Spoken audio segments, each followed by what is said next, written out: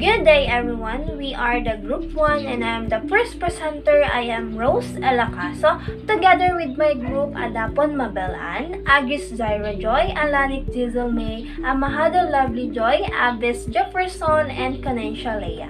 And our topic are all about rights and privilege of the teachers in the Philippines. So, we have our objectives. The first one is to know what are the rights and privilege of the teachers in either from public or private schools.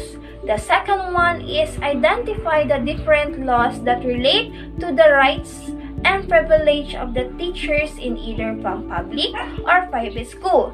The third one is determine the related issuance of the Department of Education. Person with authority. Commonwealth Act No. 578. This law recognizes supervisors, teachers, and other professors of public and recognized private schools as person in authority. Any person guilty of assault made directly or indirectly upon a supervisor, teacher, or professor will be subject to penalty or imprisonment ranging from 6 months and 1 day to 6 years and fine from 500 pesos to 1,000 pesos. Approved on June 8, 1940. This law protects teachers from being physically harmed by the parents and individuals who may have grudge against them. All the teachers shall be deemed person in authority when a discharge of lawful duties and responsibilities and shall, therefore, be accorded to respect and protections. So all the teachers must treated respectfully and have a protection in authority. Study leave. A 1-year study leave with pay shall be granted to a teacher who have rendered at least 7 years of satisfactory teaching. Section 24 states, during the period of chess leave, the teacher shall be entitled to at least 60% of his salary provided, however, that no teacher shall be allowed to accumulate more than 1 year study leave unless he need an additional semester to finish his thesis for a graduate study in education or allied courses, provided further that no compensation shall be due the teacher after the first year of chess leave. So this is for the teacher. Study leave in addition to the leave privilege now enjoyed by the teacher. They shall be entitled. So, the study leave will pay at least 60% of their monthly salary, not exceeding 1 school year after 7 years of services. The compensation allowed for 1 year study, as here is provided, shall be subject to the condition that teacher takes the regular study load and passes at least 75% of his courses. So, all the teacher is under a Republic Act 4670. So, there is different requirements for avail the study leave and also different from non-teaching. Maternity leave. Commonwealth Act No. 647, as amended by RIP Act No. 270 and 1564, provides maternity leave to regular and temporary female who are married. Regular teacher with 2.5 or more years of service are entitled to 60 days of maternity leave with full pay, while those with less than 2.5 years of service are entitled to 60 days with half pay. Temporary teacher with at least 2 years of service are entitled to 60 days of maternity leave with half day. So, according to Article 2, State Policy, Section 12 of the 1987 Constitution, provides the state recognize the sanctity of the family life and shall protect and strengthen the family as the basic autonomous social institution, and that it shall equally protect the life of the mother and the life of the unborn from conception. Moreover, Section 17 and 22 of Republic Act No. 9710, otherwise known as the Magna Carta of Women, provides for women's rights to health and decent work. To achieve this and its recognition of women's maternal function as a social responsibility, the state shall institutionalize a mechanism to expand the maternity leave period of women. worker. This will provide them with ample transition time to regain health and overall wellness, as well as to assume maternal rules before resuming paid work. This act is consistent with local and international legal instruments which protect and promote the rights of women. Outside teaching. Education Department Order Number 9, 1959 enclosed to BPS Circular Number 4, S 1960, and General Letter Number 112 dated July 11, 1960. Allow public school teachers, elementary or high school to teach in private evening schools, it not more than 12 hours a week in addition to their regular loads in their own school. So it allows elementary or high school teachers, in addition to their regular loads in their own school, to teach in a private evening school for no more than 12 per week.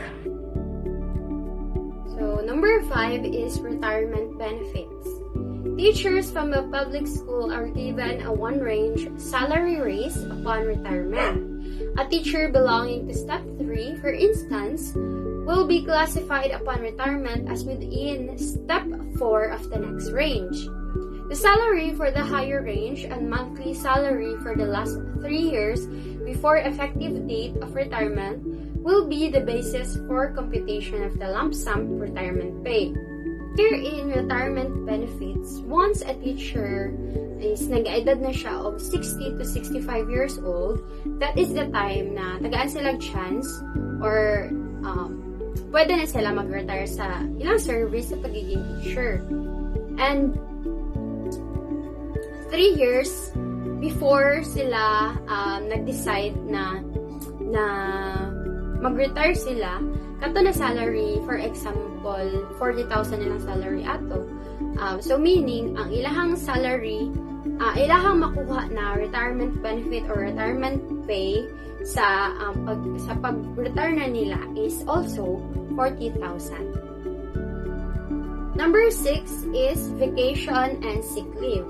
Revised Administrative Code Section 275 as amended by Commonwealth Act Number 220 and Republic Act Number 218. Vacation and sick leave are cumulative, and any part which may not be taken within the school calendar year may be carried over to the succeeding year.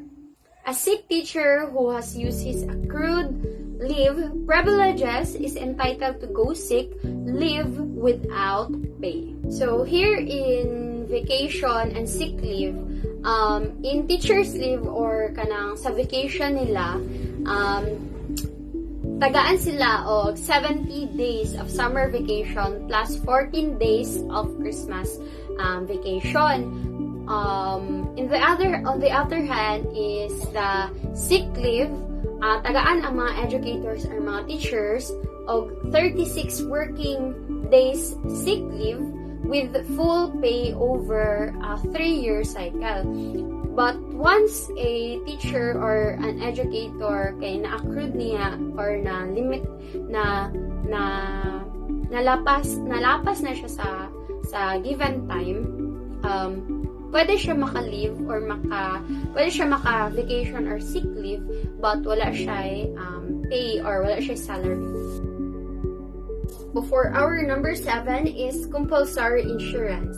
Commonwealth Act Number 186 as amended by Rep Act Numbers 660 and 1616 provides for life and retirement insurance. Membership in the GSIS is compulsory upon all teachers except those who are substitute upon all regularly and permanently appointed school employees. As everyone knew, lahat ng teachers or public school teachers are obliged or compulsory gid sila na mag-join sa GSIS, which means Government Service Insurance System. Given sa word na government, which are the public school teachers, diba? Under sila sa government. So meaning, obliged gid sila na mag-appeal dira, mag-join dira, because dili lang pud sa oblige sila, kundi this GSIS is naga-provide of life and retirement insurance. Number 8 is service credits. A teacher on the teacher's leave basis is given service credit when he is asked to work during the vacation period. This service credit may be used to offset past and future absences due to illness or other reasonable causes. Here in service credits, diba, halimbawa ang isa ka teacher kay nag-vacation, nag-apply siya atong vacation leave, and pero gitagaan siya sa iyang principal of kanang task or work during sa iyang pag-vacation. So, dira pa lang is matagaan sila service credits, which is pwede magdagdag sa ilang salary or kaya idagdag silang bonus, and kato na ilang salary or dagdag na service credits, pwede to nila magamit sa bawa magkasakit sila. Number 9, salary deductions prohibited. Section 12, no person shall make any deduction whatsoever from the salaries of the teacher except under specific authority of laws authorizing such deduction, provided, however, that upon written authority executed by teacher concerned, lawful dues and fees owing to the Philippine Public School Teachers Association and premium properly due on insurance policies shall be considered. So, sa salary ng teacher is meron talaga deduction. So, there are 4 mandatory deductions sa kanilang salary, which is first, the PERA or the Personal Economic Relief Allowance. Then second, the GSIS, the Government Service Insurance System. So, merong 9% sa sweldo mo ang makakaltas. The next is the PhilHealth. So, meron ring 3% sa pag-ibig. Sa pag-ibig naman ay merong 100 pesos, but it depends sa iyo kung ilan or magkano ang iyong iaabot. Pwede ring 500 or 1,000 like that. The next and last, the BIR. BIR with holding tax. So, ganun. Number 10, the salary loan. Public school teachers are allowed to borrow money from the government insurance system, an amount not to exceed his monthly salary. So, one of example of an organization na pwede mong loanan, it is the SSS. So, if ever na you have a fixed salary, for example lamang po you have 13,000 fixed salary. So, every month po yan. So, itatimes mo yun sa 12. Then, yung equals nun is 156. So, i-divide mo na naman siya sa 12. Then, ang equals nun is 13,000 ulit. So, 13,000 is the amount that you can borrow or you can loan in SSS. So, if you have a non-fixed salary na naman, is kunyari ngayon is ang sweldo mo is 12,500, then next month mga 13,100 like that, or tataas ba siya or bababa. So, ang gagawin mo is ipa-plus mo yun lahat-lahat, then i-divide mo sa 12, then kung ano yung equals nun is yun yung amount na pwede mong ilo-loan doon sa organization na aking nabanggit. So, yun naman. Number 11, free medical consultation. The public school teachers are required to annual physical check-up. They are given free medical consultation by the school physicians. So, according to Republic Act 4670 or the Magna Carta for Public School Teachers Section 22, stated that medical examination and treatment are compulsory to all teachers provided free of charge before they take up teaching and shall be repeated not less than once a year during the teacher's professional's life. Number 12, the compensation for injuries. So teachers are protected against the consequences of employment injuries, the effects of the physical and nervous strain, in the teacher's health shall recognize as a compensable occupational disease in accordance with the existing laws. So because of it, the teacher in the far-flung areas has the assurance to address the stress or nervous strains that caused by adjusting to the students' differences and also to their lesson. Okay, so for the 13th right and privilege of a teacher here in the Philippines, we have the cost of living and special hardship allowance. In this, the teacher's salary shall keep pace with the rise in the cost of living by the payment of a cost of living allowance, which shall automatically changes in a cost of living index. Special hardship allowance are to be enjoyed by the public school teachers in areas who are exposed to hardship hazards.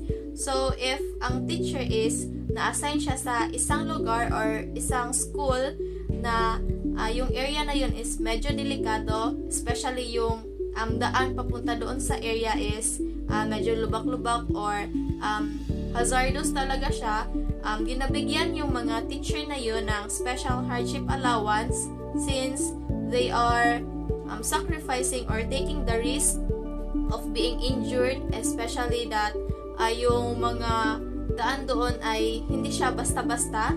So, ginasacrifice nila yung safety nila, even their life, ginasacrifice nila just to do their duty as a teacher para maturuan yung mga bata doon sa area na yun, doon sa school na yun, kahit medyo hazardous yung area, kaya ginabigyan yung mga teacher ng special hardship allowance. And then, as far as I know, pag yung teacher is na-assign siya sa area na 15 kilometers away from their home, is ginabigyan din sila ng special allowance, kagaya ng sister ko na nagtuturo siya. She's living in Alabel and then nagtuturo siya sa somewhere in Malapatan or Malandag ata yun. And then ginabigyan sila ng special allowance since malayo talaga yung pinagtuturuan nila sa kanilang bahay.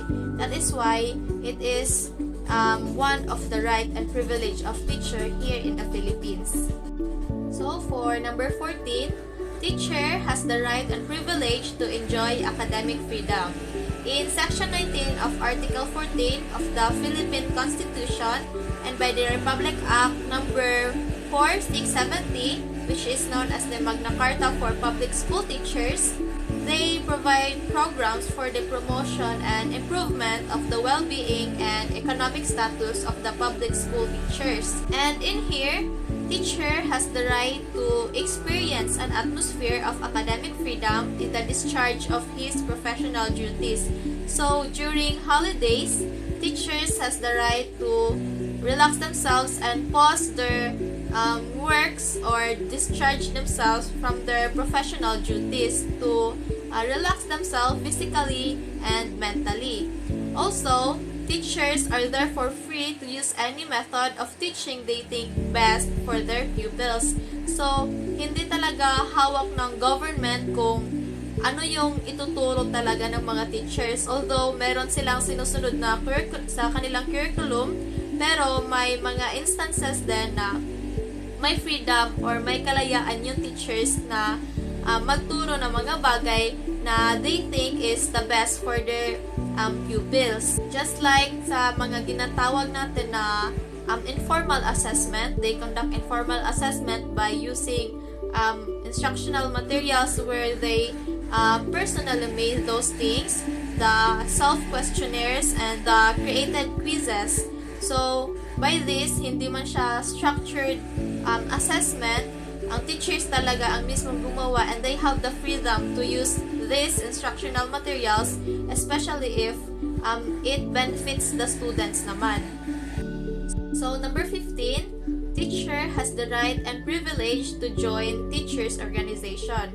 So, public school teachers shall have the rights and without previous authorization, freely to establish or to join organization. So, ang mga public school teachers, they have the freedom to both establish or to join an organization of their choosing, no, whether local or national, to further defend their interests. Hindi pwede na ay hindi dahil na they are a school teacher, mag-focus lang sila on teaching a student. So, they also have the right to join organization, and we have that law, the discrimination against teacher prohibited. So, hindi dapat gina-prohibit ang mga teacher on expanding their interest.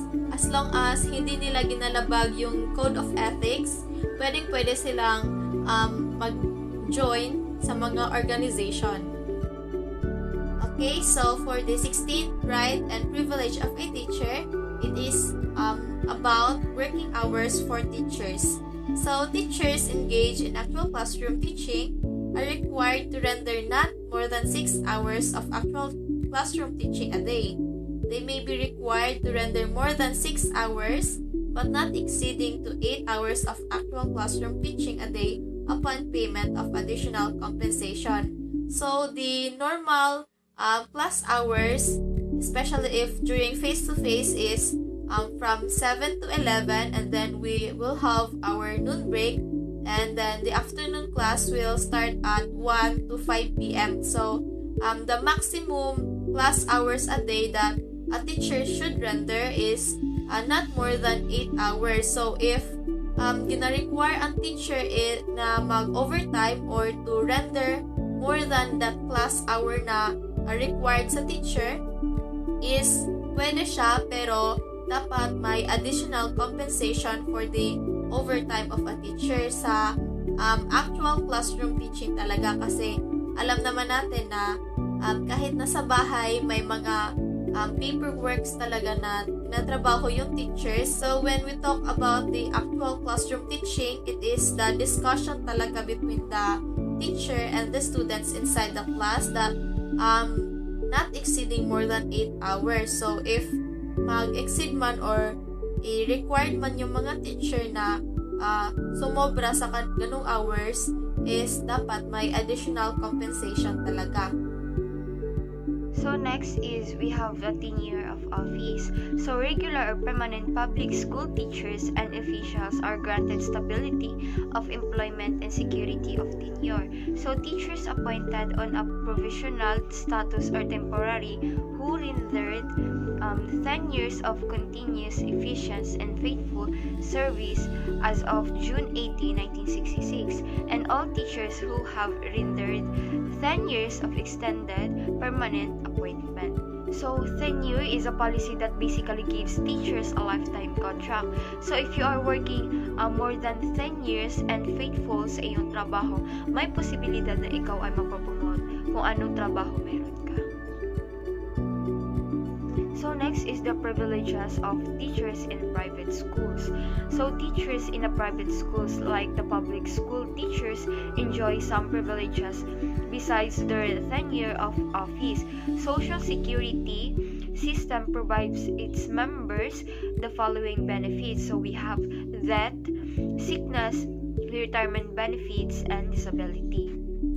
So, in private school, we have SSS o Social Security System na nag-provide sa kanilang kailangan if the teacher ay namatay at nagkasakit.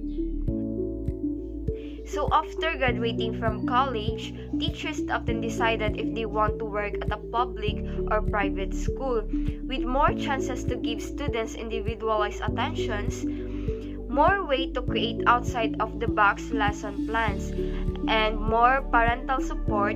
Private school teachers typically have plenty of freedom to teach in ways that engage and retain students, but there are pros and cons of teaching in private school.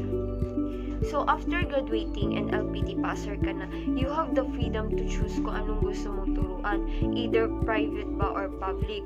In public kasi, we have a lesson plan na sinusunod, while in private, you have the freedom to choose kung anong gusto mong ituro sa mga estudyante mo. Pero, in private, we have the pros and cons in teaching. So next is the advantages for private school.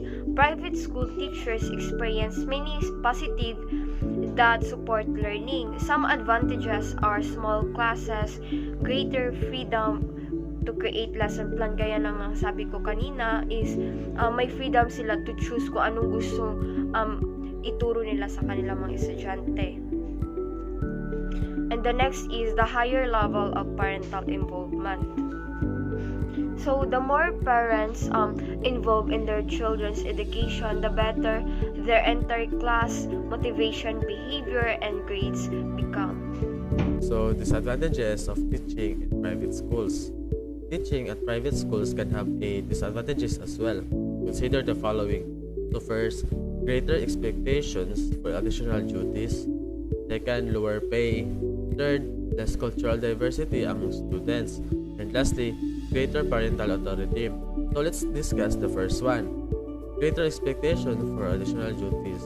Kasi nga, as a Filipino, we think or in our mind, private schools is a school for students that have a high intellectual capacity or para sa mga bright na mga people. Pero we do not know na lahat pala dito ng mga estudyante ay hindi pala matatalino. And para naman sa mga teachers is malaki talaga ang greater expectation kasi sa private schools we think na yun nga kanina matalino ang mga students dito pero hindi naman. And the second one is lower pay. Yes, this is true na ang mga teachers sa private school is nakakatanggap sila ng mababang sahod kasi nga ang private schools is individual or independent institution na nagbe-base lamang sa resources sa mga tuition ng mga students. And marami talaga silang binabayaran kaya mababa ang sahod ng mga teachers dito. And then the third one is less cultural diversity. Yes, this is true again. Less cultural diversity among students. Kasi nga, dito sa private schools is, ang mga students is they think na mas mataas sila or mas mayaman sila sa ibang estudyante.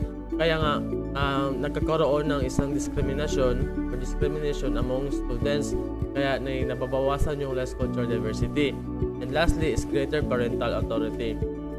Dito, malaki dito ang bali isa ito sa mga situation sa mga private schools na pinakaharap ng mga teachers.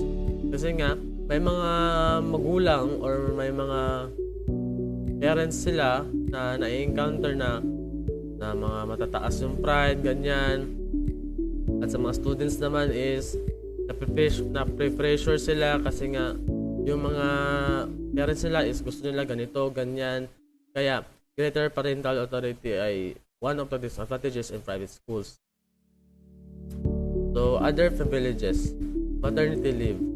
So, according to Republic Act number 679, provides maternity leave to married female teachers in private schools. Yes, this is true. I encounter many teachers that they ask maternity leave to their principals or to their dean kasi nga buntis sila and the private schools needs to take a responsible to this kind of situation. So the second one is study leave. Some private schools, colleges, and universities also grant study leave to their deserving faculty and staff members in the form of scholarship, visiting other schools in foreign countries, or exchange with teachers from schools or universities. In addition to leave privileges now enjoyed by teachers in private schools, they shall entitled to study leave not exceeding 1 school year after 10 years of service. During the period of such leave, the teachers shall be entitled to at least 60% of their monthly salary. Yes, this is true. I have makilala akong teacher na nag-ask siya ng permission to study leave kasi nga is nag-aaral siya for kanyang masteral study, and then the principal of our school is grant him to have a study leave. So the third one is vacation pay. In some private schools or universities, teachers are given bonuses for extra work done during summer vacation. Yes, this is true because in private schools there is called summer class for students who fail their fulfill their academic performance in regular school year. And also, the teacher given extra work, extra bonuses because they done some paperwork in school or they done something in school. So lastly is hospital privileges. Besides the provision in the Social Security concerning sickness benefits, teachers in some private schools, colleges, and universities enjoy hospital privileges by becoming members of hospitalization plan. Yes, because this is true na kasi pag ang isang teacher is na-hospitalized is wala na siyang gagastuhin kundi ang school na ang sasagot sa mga lahat ng babayarin hospital. Other laws. Republic Act number 660. This Act amended Section 12 of Commonwealth Act 186. The Act provides for automatic retirement at the age of 65 if the teacher has completed the 15 years of service. If he has not, he shall be allowed to continue in service until he completed the 15 years, unless he is otherwise eligible for disability retirement. Upon specific approval of the President of the Republic of the Philippines, an employee may be allowed to continue to serve after the age of 65 if he possesses special qualifications in his service are needed. It shall be the duty of the latter's automatic separation from the service at least 60 days before his retirement takes effect. According to the law, this law is the teacher is kailangan is nagkakaroon siya ng automatic retirement at the age of 65 if he or she completed the 15 years of service in teaching. If not, kailangan niyang matapos yung 15 years na pagtuturo kung nag-start at magkakaroon na siya ng automatic retirement. And also, the teacher is kahit na magpas na yung edad niya sa 65 years old is pwede pa rin siya magturo if yung skills niya sa pagtuturo ay kailangan para sa Pilipinas. And lastly, ang teachers naman is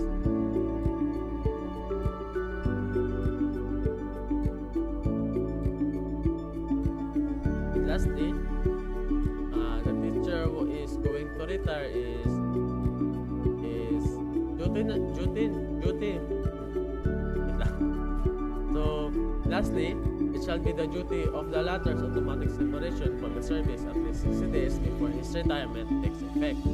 So dito naman is before daw sa 60 days na pag-retire niya or mag-effect yung retirement niya is duty niya yun. Republic Act number 84 to amend the Republic Act number 312. So, automatic, and this act is automatic na pagtaas ng sahod para sa mga opisyal ng pampublikong paaralan, ng mga guro at iba pang mga tao ng paaralan ng gobyerno ng Pilipinas. So, sa Republic Act din na ito is dito natin nakikita na ang pagkasahod ay nakadepende sa iyong posisyon. Halimbawa na lang pag teacher 1 ka. So, pag teacher 1 ka is 20,000 yung makukuha mo ng sahod. Tapos, pag teacher 2 ka is 30,000. So, may gap talaga sa iyong sahod based sa inyong posisyon. Yeah, dito din makikita sa act na ito. So, the next slide.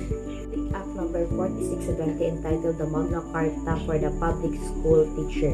So, the declaration of the policy it is hereby declared to be the policy of this act to promote and improve the social and economic status of public school teachers, their living and work condition, their terms of employment and career prospect, in order that they may compare favorably with existing opportunities in other walks in life, attract and retain in the teaching profession more people with the proper qualification. It being recognized that advance in education depends on the qualification and the ability of the teaching staff, and that education is an essential factor in economic growth of the nation as a productive investment of a vital importance.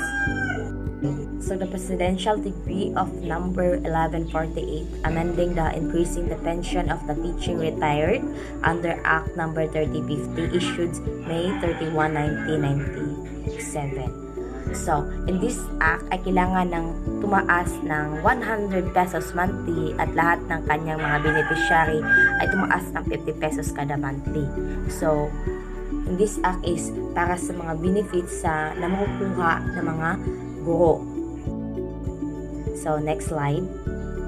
The LOI or the Letters of Instruction number 998 on the purchase of the uniform for certain agencies of the national government issued March 13, 1980. So, this act ay ang mga guro ay binigyan ng mga uniform. Sila rin ay binigyan ng right para pumili kung ano yung gusto nilang pipiliin. Kung pera ba yung ibigay lang sa kanila na at sila na ang bumili ng uniform or ang agency na ang mag-provide ng mga materials. So, this act is nakadepende sa mga guro kung ano ang pipiliin nila. Kung pera ba or materials. So, the LOI or the Letters of Instruction number 1414 directing the evaluation of proposal intended to improve teacher welfare issued June 22, 1984. So this act is the responsibility of the government, right, to consider all the possibilities open in enhancing the welfare of school teacher and government employees. Kaya itong act na ito ay mga trustees ng Government Services Insurance System na dapat kumilos sa mga posibilidad na mga muling pagbuhay sa housing loan program at sa pagkalahatan ng papabuti ng mga benepisyo ng mga system for the membership at pagsuporta ng pagtatag at pagpapatakbo ng mga dormitoryo para sa mga guro sa paaralan. So, itong act na ito is ang mga benepisyo na rin ay mga makukuha din ng mga guro.